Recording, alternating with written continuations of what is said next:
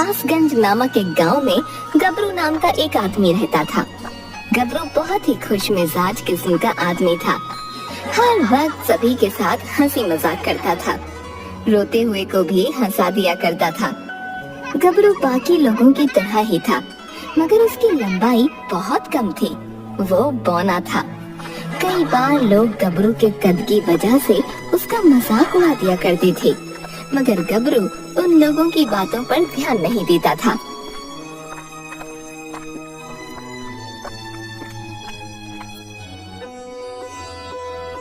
अरे भाइयों, तुम सभी यहाँ चाय पीने आते हो या लड़ाई करने आते हो हैं? तुम लोग तो एकदम बुड़बक हो। रुको, अभी हम तुम लोगों को हंसाता हूँ। हाँ, तुम सभी लड़ना तो एकदम बंद ही कर दो, वो भी अभी के अभी। क्या रे गबरुआ, हैं? कैसन हो? तुम्हारा ही इंतजार कर रहे थे हम। अब तनिक कछु मस्त सा सुनाए दो।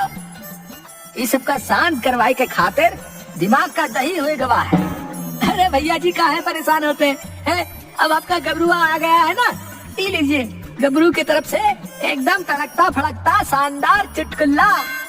तो एक बार की बात है, एक पत्नी अपने पति से कहती है कि अजी सुनते हो, पड़ोस वाली मीना की बेटी को 100 में से 99 नंबर मिले हैं।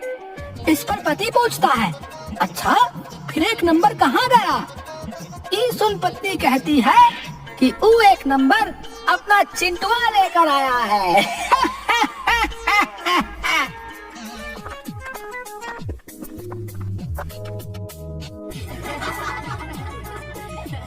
गबरू के चुटकुले को सुन सभी जोर जोर से हंसने लगते हैं। वाह भाई वाह गबरुआ, भाई वाह, मजा आ गया चुटकुला सुन के। तो है तुम तो भैया। तो अब इसके बाद एक दूसरा कुछ सुना दो। ठीक है, आप लोगों की खिदमत में गबरू एक प्रश्न पेश करने जा रहा है, तो सुनो।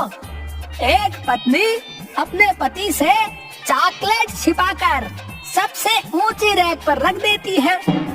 पति ये देख लेता है, मगर लाख चाहने पर भी उसे चॉकलेट नहीं मिल पाता है। अब बताओ क्यों? अरे बाबा रे, उतना तो मालूम ही नहीं है, तू ही बता। अरे भैया जी, उसके पति की इतनी लंबाई ही नहीं थी कि वो वहां तक पहुंच पाता।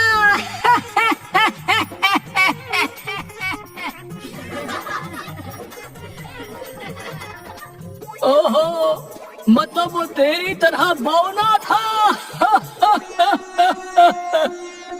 ये सुन गबरू बहुत दुखी हो जाता है। सभी उसका मजाक उड़ाने लगते हैं और जोर जोर से हंसने लगते हैं। अच्छा ठीक है, अब हम चलते हैं। क्या रे गबरू, तू भी ना जैसा खुद है वैसा प्रश्न करता है।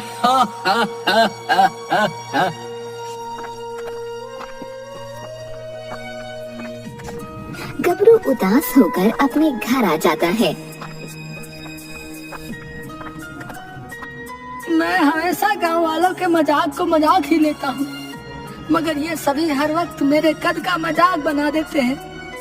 खैर छोड़ो, इन सब बातों पर ध्यान देने से अच्छा है मैं कोई और काम कर लेता हूँ।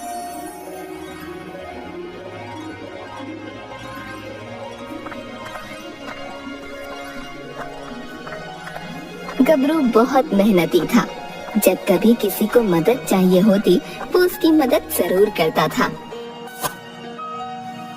हाँ बताइए अम्मा जी, क्या करना है? मैं अभी कर देता हूँ। बेटा कुछ सामान है, उन्हें उतार दे। मैं तो बूढ़ी हो गई हूँ, इतना वजन नहीं उठा पाऊंगी। अरे अम्मा जी, आप नहीं उठा पाएंगी तो आपको क्या लगता है इससे वो काम हो जाएगा? इसका कद देखिए, ये तो वहां तक पहुंच भी नहीं पाएगा, सामान क्या उतारेगा? भाई बुरा मत मानना, मैं तो बस सच कह रहा हूँ। ठीक है, अगर मैं नहीं कर पाऊंगा तो आप ही अम्मा जी की मदद कर दीजिए। हाँ हाँ, क्यों नहीं।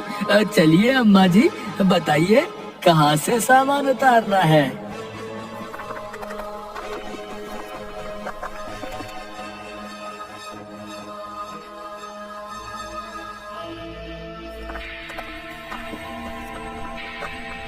गबरू चाहे कितना भी गांव वालों के साथ घुल मिल कर रहता, मगर सभी एक मौका नहीं छोड़ते थे उसके कद का मजाक उड़ाने में। गांव वालों के ऐसे व्यवहार के कारण अब गबरू उनसे कट कट कर रहने लगा।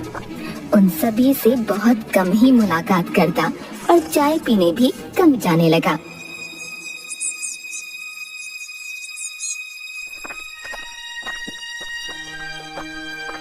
बहुत दिनों बाद एक दिन गबरू चाय पीने चाय की दुकान पर आता है।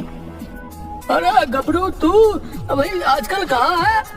कहीं नजर नहीं आ रहा है। भाई क्या हुआ? तेरे सारे चुटकुले अब खत्म हो गए क्या है? हाँ, अब नए चुटकुले सीख रहा होगा। चला सुना दे, एक बढ़िया सा चुटकुला है। नहीं, मेरा मन नहीं है, मैं जा ही रहा हूँ, आप लोग बैठिए। अरे गबरू, रुक तो जरा। इतनी भी क्या जल्दी है? थोड़ी देर हमसे बात तो कर ले। कौन सा तू देश का प्रधानमंत्री है जो तुझे जरा भी फुर्सत नहीं है? गबरू थोड़ी देर वहीं रुक जाता है। अरे भाइयों, क्या बताए, कल मुन्ना हमसे पूछ रहा था सबसे लंबा जानवर कौन है। उसका उत्तर क्या बताता? हमको तो इस बात का अंदाजा ही नहीं था। बोल दिया कल बताऊंगा। अब तुम ही लोग बताओ, सबसे लंबा जानवर कौन है?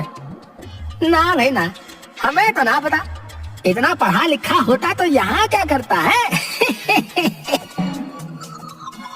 और गबरुआ, तुझे पता है सबसे लंबा जानवर कौन है? अरे मोरी मैया, माफ करना, तुझे तो तेरे कद के हिसाब से सबसे छोटा जानवर पता होगा। ये सुनकर गबरू वापस दुखी हो जाता है। मैं जा रहा हूँ यहाँ से। और हाँ, सबसे बड़ा जानवर जिराफ होता है। इतना कहकर गबरू तुरंत वहाँ से उठता है और अपने घर आ जाता है। अब इनका बहुत ज्यादा हो रहा है। इतने दिनों बाद भी जा रहा हूँ, फिर भी मजाक उड़ाने का एक मौका नहीं छोड़ते। इन लोगों के साथ अच्छा रहकर कोई फायदा नहीं। अब मैं इनको सबक सिखा कर रहूंगा। गबरू सभी गांव वालों के घर चोरी करने की सोचता है।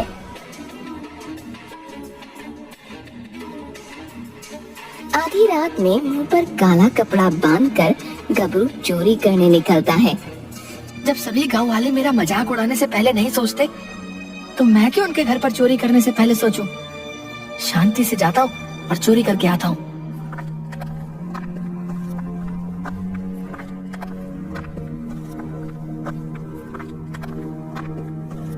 गबरू चुपके से एक घर में घुस जाता है। सभी सो रहे थे। गबरू धीरे धीरे सामान चुराता है और अपने झोले में रखता है और वहाँ से भाग जाता है।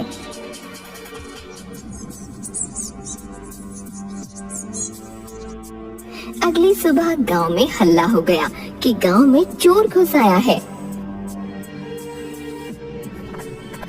अब मुझे खुशी मिल रही है। अब ये भी परेशान हो रहे हैं। अब तक तो ये सिर्फ मुझे ही परेशान करते थे। अब मैंने भी इनको सबक सिखा दिया। हाँ।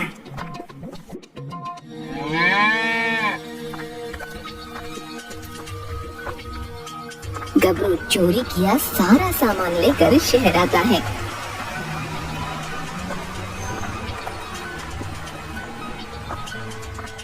और सस्ते दाम पर बेच देता है।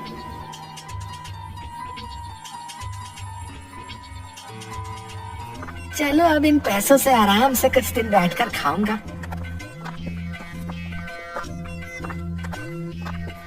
गबरू ने गांव वालों से मिलना जुलना, बात करना एकदम बंद कर दिया था।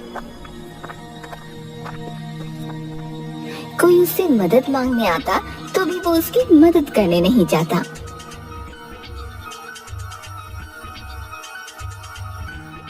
अब तक गबरू ने गांव के कई घरों में चोरी कर ली थी, मगर वो पकड़ा नहीं गया था। जब भी कोई आता तो छोटी कद होने के कारण वो कहीं भी छिप जाया करता था और कोई उसे पकड़ नहीं पाता था। मुझे पकड़ पाना इतना आसान नहीं, और इन गांव वालों के हाथ तो मैं कभी नहीं आने वाला। दिन प्रतिदिन गबरू चोरी करने के नए नए पैतरे सीखने लगा और एक मंझा हुआ चोर बन गया।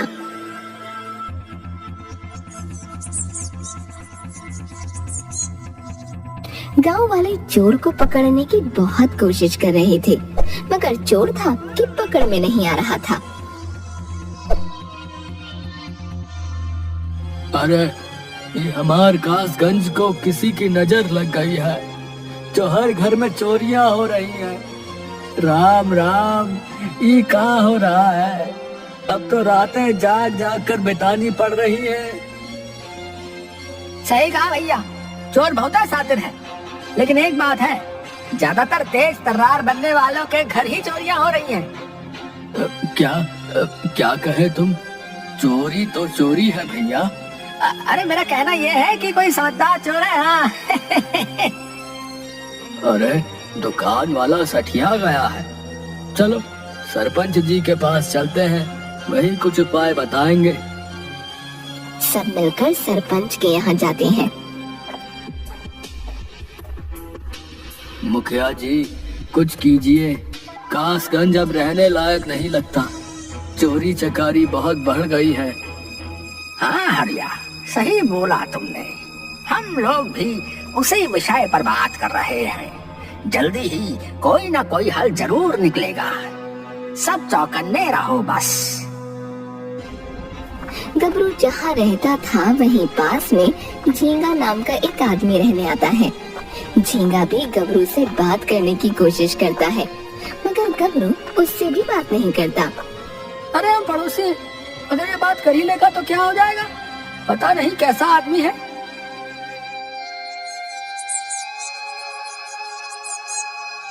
झींगा की आदत थी कि वो रात में जल्दी सो जाता था और सुबह में बहुत जल्दी उठ जाता था। सुबह उठकर वो झाड़ू लगा रहा था।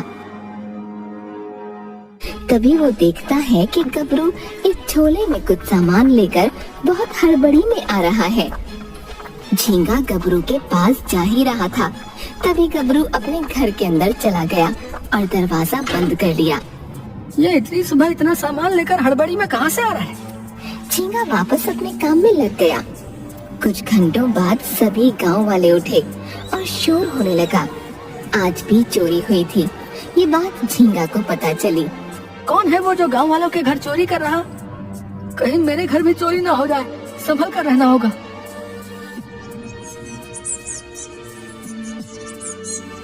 अगली सुबह भी झींगा गबरू को सुबह सुबह सामान लेकर हड़बड़ी में आते देखता है।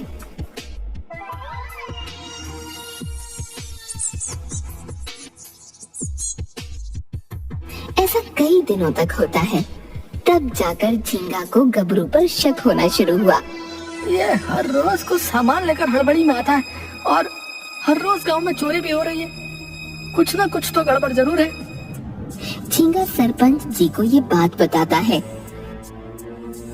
मुझे तो लगता है मेरा पड़ोसी गबरू ही गांव में चोरी कर रहा है। तुम्हारे पास कोई सबूत है? नहीं, अभी तो नहीं है, मगर मैं सबूत इकट्ठे करता हूँ। झींगा गबरू के पीछे लग जाता है।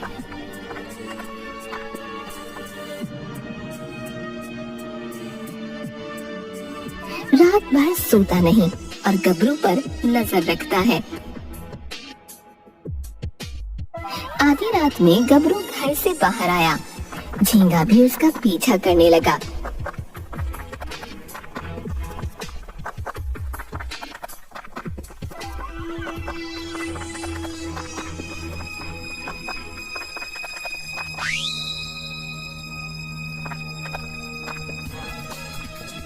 गबरू एक घर में गया और सामान चोरी किया।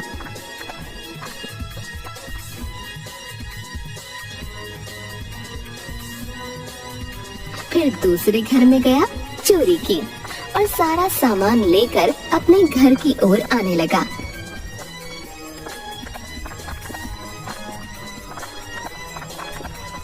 तभी झींगा ने उसे पकड़ लिया। छोड़ दो मुझे। देखो, मुझसे मत उलझो, नहीं तो अच्छा नहीं होगा। शोर सुनकर सभी गांव वाले इकट्ठा हुए। सरपंच भी आ गए। देखिए सरपंच जी, मेरा शक सही था, गबरू ही गांव में चोरी कर रहा था।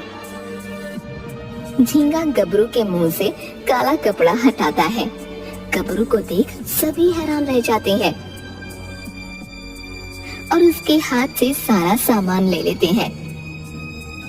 गबरू, तुम तो बहुत अच्छे इंसान थे, मुझे तुमसे ये उम्मीद नहीं थी। हाँ सरपंच जी, आपने बिल्कुल सही कहा, मैं बहुत अच्छा इंसान था, मगर इन गांव वालों ने मुझे बहुत बुरा इंसान बनने पर मजबूर कर दिया। मैं मानता हूँ मेरा कद छोटा है, मैं बौना दिखता हूँ, मगर इसमें मेरी क्या गलती। सभी गांव वाले एक मौका नहीं छोड़ते थे मेरा मजाक उड़ाने का। मैं तो हमेशा इन्हें हंसाता था, इनकी मदद करता था, मगर ये तो हमेशा मेरे कद का मजाक उड़ाने में लगे रहते थे। मगर तुमने चोरी क्यों की? सरपंच जी, मैंने इन सभी से बदला लेने के लिए चोरी करना शुरू किया था।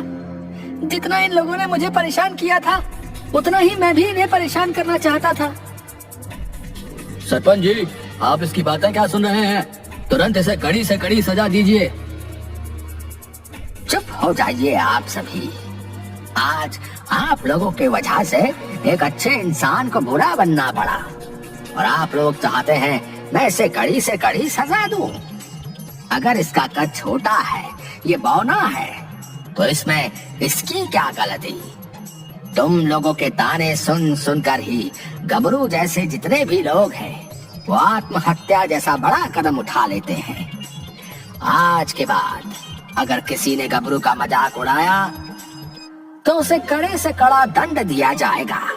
और हाँ गबरू, तुम भी आज के बाद ये चोरी करना छोड़ दो, और कोई भी तुम्हारा मजाक उड़ाए तो मुझे बताना। इस तरह सभी गांव वाले गबरू का मजाक उड़ाना छोड़ देते हैं। गबरू भी चोरी करना छोड़ देता है और पहले की ही तरह रहने लगता है।